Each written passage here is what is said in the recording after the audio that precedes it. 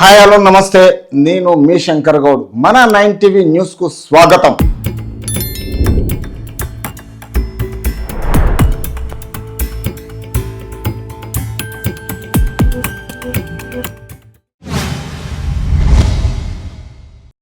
గురుకుల ఉద్యోగానికి ఎంపికైన యువతికి నియామక పత్రం అందిస్తున్న సీఎం రేవంత్ రెడ్డి.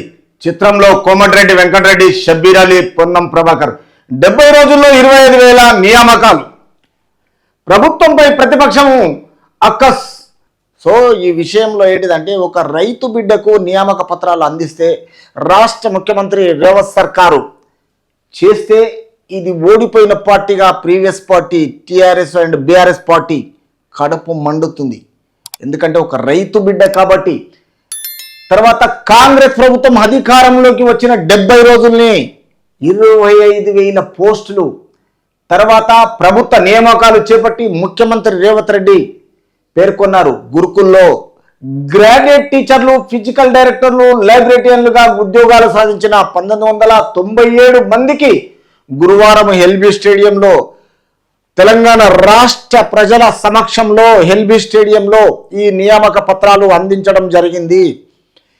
గత ప్రభుత్వము 10 సంవత్సరాలలో బీఆర్ఎస్ ప్రభుత్వము ఒక్కసారిగినా ఏ నియామక పత్రాలు అందించలేదు. ఏ స్టూడెంట్స్కు నోటిఫికేషన్లు ఇవ్వలేదు. ఈ స్టూడెంట్కు నోటిఫికేషన్లు ఇవ్వలేదు, జాబులు లేవు, నీళ్లు లేదు, నియామకాలు లేవు. తర్వాత వీళ్ళు ఎవరిని పరామర్శించరు, ఎవరితో ఆలోచన చేయరు. వీళ్ళ ఆలోచనలు వీళ్ళకే ఉంటాయి. వీళ్ళ ప్రతిపక్షంలో ఉన్న ఇప్పుడు గిన వాళ్లకు కడుపు మండుతుంది. ఎందుకంటే వాళ్ళు అధికారంలో ఉన్నా చెయ్యలేదు.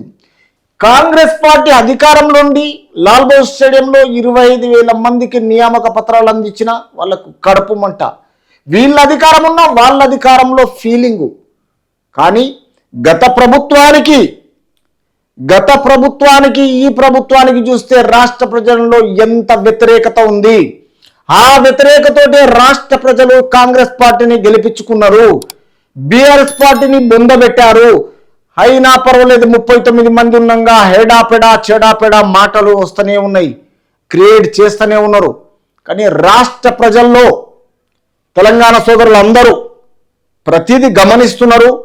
మాకు స్వపరిపాలన అందించాలి, మాకు మంచి పరిపాలన కావాలి, ఎవరైనా పర్వాలేదు, ఏ పార్టీతో మాకు సంబంధం లేదు, మేము ఎవరికి అమ్ముడు పోము, మాకు నాయకులు అనే వాళ్ళు ఉంటే, మంచి చేసే వాళ్ళు ఉంటే వారికే ఓటేస్తాము, వాళ్ళని గెలిపించుకుంటాము అనే ప్రస్తావన ప్రజల్లోకి వచ్చేసింది.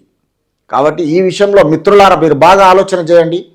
మీరు 10 సంవత్సరాల్లోనూ వ్యతిరేకత ఉండిగిన వాళ్ళు బయట పెట్టక నియంత పాలన చేసిన వాళ్ళ మీద ఈరోజు కాంగ్రెస్ పార్టీ వచ్చిన 70 రోజుల్లోనే వాళ్ళ మేనిఫెస్టోని రిలీజ్ చేసుకోవడానికి ప్రయత్నం చేస్తున్నది. ప్రజలకు మంచి చేయడంలో ప్రయత్నం చేసి ముందుంటున్నది. తర్వాత 25,000 మంది పోస్టుల గురించి లాల్బాగ్ స్టేడియంలో నిన్న చేయడం జరిగింది. ఈ 70 రోజుల్లో వాళ్ళు ఇచ్చిన అధికారంలో అన్ని విషయాల్లో ముందుంటున్నారు. కాబట్టి ఈ విషయంలో కాంగ్రెస్ పార్టీకి ఒక మంచి జరగాలంటే రేపు మెంబర్ ఆఫ్ పార్లమెంట్ ఎలక్షన్స్ ఉన్నాయి. కాబట్టి ఇవన్నీ మంచిగా చేయకపోతే రేపు కాంగ్రెస్ పార్టీకి కుప్పకూలుతుంది. కాబట్టి ఇది